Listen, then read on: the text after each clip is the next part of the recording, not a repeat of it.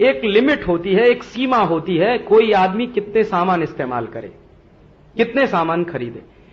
एक आदमी एक दिन में 2 जोड़ी कपड़े पहन सकता है, 100 जोड़ी तो नहीं पहन सकता। एक आदमी एक दिन में 2-3 बार पेस्ट कर सकता है, 50 बार तो नहीं कर सकता। एक आदमी एक दिन में 2-3 जोड़े जूते के पहन के बदल सकता है, 100-200 जोड़े तो नहीं कर सकता। एक आदमी एक दिन में एक ही बिस्तर पे तो सो सकता है, 2-5 बिस्तर पे तो नहीं सो सकता। ऐसा तो नहीं होता कि हाथ एक बिस्तर पे, दूसरा हाथ दूसरे बिस्तर पे। और एक आदमी एक बार में एक ही कार इस्तेमाल कर सकता है, 10-20 कारें भी इस्तेमाल नहीं कर सकता। एक बार में एक ही टेलीविजन देख सकता है, 15-20 टेलीविजन भी नहीं देख सकता। तो उनके यहां क्या हुआ है, उपभोग की अंतिम सीमा आ गई है। इससे ज्यादा भोग करना उनके लिए संभव नहीं है, इससे ज्यादा चीजों का इस्तेमाल करना उनके लिए संभव नहीं है। अब जब भोग की सीमा आती है तो सामान बिकने की दर कम हो जाती है। तो अब अमरीकी लोगों ने सामान खरीदना कम कर दिया है, और उस तरह की क्रेज जो उनको कभी होती थी 20 साल पहले, वो अब धीरे धीरे कम होती चली जा रही है।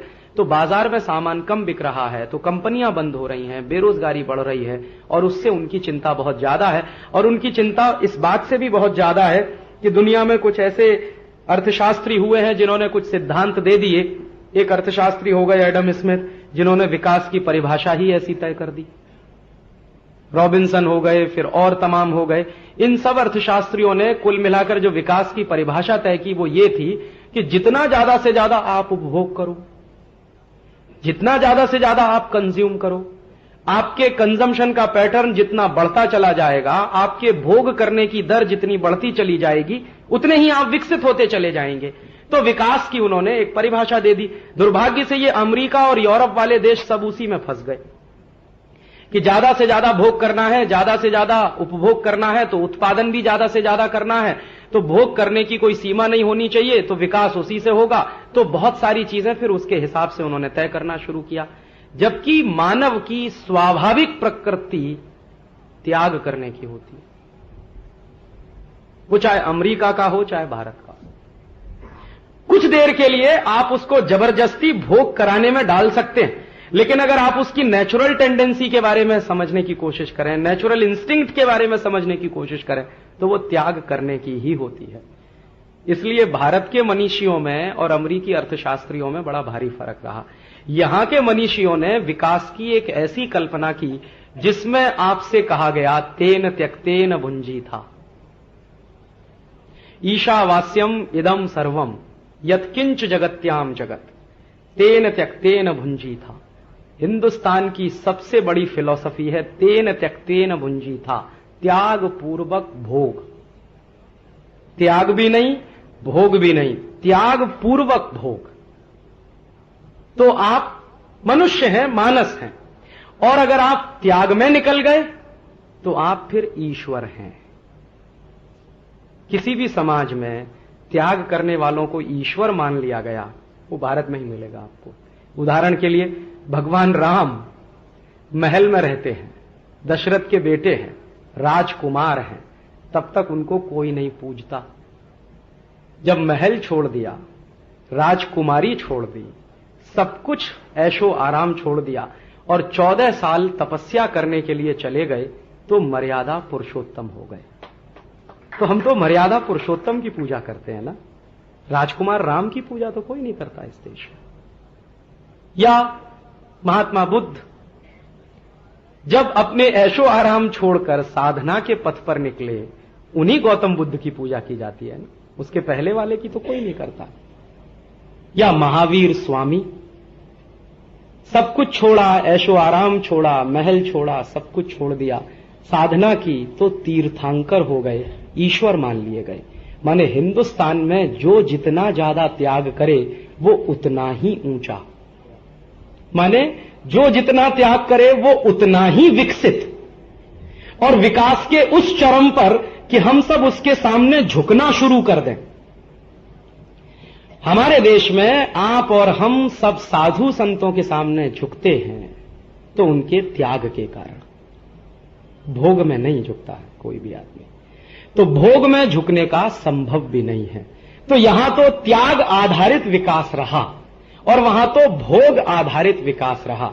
त्याग आधारित विकास लंबे समय तक चलता है।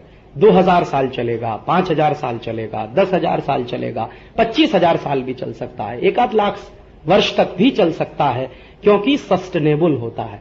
भोग आधारित विकास तो 50 साल में ही खड्डे में पहुंच जाता है, क्योंकि लगातार भोग करते करते आदमी एक ऐसी सीमा पर पहुंचता है कि वहां फिर पशु में और उसमें कोई फर्क नहीं दिखाई देता, और फिर उसके जीवन का वो आखिरी हिस्सा होता है। और हम त्यागमय हैं, ये प्रकृति भी है हमारी। जैसे मैं कभी किसी आदमी से कहता हूं, कुछ लोग जो अमेरिकन हो गए हैं, बहुत दिमाग से वेस्टर्न हो गए, मेरे बहुत दोस्त हैं, मेरे साथ पढ़ते थे, दिमाग से अमेरिकन हो गए, शरीर से हिंदुस्तानी दिखते हैं, मुझसे अक्सर बहस करते हैं, कहते हैं क्या फालतू की बात करते हो, क्योंकि उन्होंने कीन्स पढ़ा है, एडम स्मिथ पढ़ा है, रॉबिन्सन को पढ़ा है, मैंने तेन तक तेन भुंजी था पढ़ा। तो मैं कहता हूं भाई कि त्याग आधारित ही विकास दुनिया में चल सकता है, वो ही सस्टेनेबल हो सकता है। वो कहते हैं कि तब फिर डेवलपमेंट कैसे होगा? मैंने कहा डेवलपमेंट भी उसी में होगा, उसी के आधार पर होगा। कहने लगा नहीं नहीं तुम्हारी बात फालतू की है। तो मेरा एक दोस्त है, आजकल मैसाचुसेट में है, एक बार मेरी उससे लंबी बहस हो गई, तो मैंने उससे एक ही सवाल पूछा कि अच्छा तुम ये बताओ कि अपने जीवन में तुम सिर्फ भोग ही भोग करते रहो, त्याग नहीं करोगे तो तुम मर जाओगे। कहने लगा वो कैसे? मैंने कहा ये बताओ सवेरे सवेरे तुम टॉयलेट क्या करने जाते हो? त्याग करने जाते हो, भोग करने जाते हो?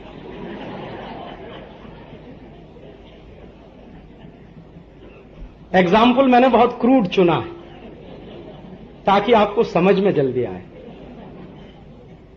और मान लीजिए हम रात को सोए और सवेरे उठ के हमने तय किया कि हम कुछ भी त्याग नहीं करेंगे, तो आप बताइए आप 2 दिन जिंदा रहेंगे कि 3 दिन? माने त्याग से ही चलता है आदमी, और ये एक स्वाभाविक प्रक्रिया है, इसमें सोचना नहीं पड़ता है। और जो स्वाभाविक प्रक्रिया के आधार पर आप कोई अगर पद्धति बनाए या विकास की दर तय करें या विकास के मानक तय करें, वो ज्यादा लंबे समय तक टिकता है। तो ये भारतीय समाज में टिकने की व्यवस्था बहुत सनातन है, क्योंकि हमारी संस्कृति ऐसी है। अमेरिकी समाज अब स्टैग्नेट कर रहा है, मार्केट भी स्टैग्नेट कर रहा है उनका, अब भोग की गुंजाइश नहीं रही है उनको, तो माल बिकता नहीं है। उसी माल को उन्हें बिकवाना है या तो चीन में, या तो भारत में, या तो इंडोनेशिया में, या तो मलेशिया में, या तो साउथ कोरिया में, या तो कहीं और देशों में। तो उन्होंने एक नए तरह का कॉलोनाइजेशन शुरू किया है, और उस कॉलोनाइजेशन का प्रतीक है अमेरिका की ये जो चीजें चल रही हैं, उनके ये जो रिएक्शंस हैं, ये उस कॉलोनाइजेशन के प्रतीक है। तो मुझे लगता है कि उन्होंने जो व्यवस्था पर चलने का सोचा है, अगर हम पहले से उसके बारे में नाकेबंदी नहीं करेंगे तो शायद हो सकता है नुकसान फिर खा जाएं, क्योंकि हम तो बहुत नुकसान खा चुके हैं पिछले 1.5-2 हजार साल से, इस तरह की व्यवस्थाओं में फंसते रहे हैं। भारत के बारे में मुझे एक ही बात कहनी है जो मुझे थोड़ी खराब लगती है, कि हम बहुत समृद्ध समाज थे, बहुत शक्तिशाली समाज थे, हमारे पास उत्पादन बहुत था, समृद्धि बहुत थी, पैसा बहुत था, कुछ भी हमारे पास कमी नहीं थी। पैसे के बारे में, हमारे बारे में सारी दुनिया जानती थी कि हम सोने की चिड़िया थे।